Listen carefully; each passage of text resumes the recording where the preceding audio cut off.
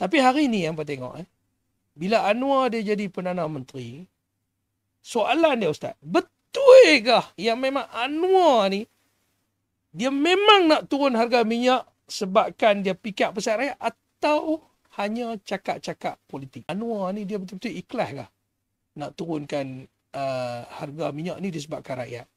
Tapi melihat kepada perkembangan selepas dia jadi Perdana Menteri ni Ustaz, Abah tak rasa dia ikhlas nak turunkan harga minyak ni. Cuma dia terpaksa.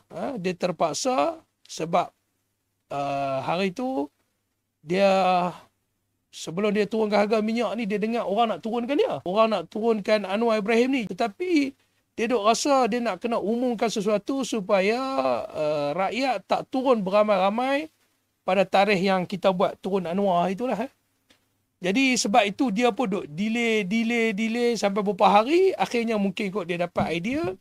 Dan antaranya dia sebut itulah. Dia kata okey, minyak akan turun kepada RM1.99. Tetapi kalau kata ada orang yang penyokong-penyokong dia kata, oh sebenarnya penurunan budi 95 ni telah diteliti, dibuat, orang kata apa, dia orang dah prepare nak laksanakan ni, itu pada Abah tak meyakinkan kita lah.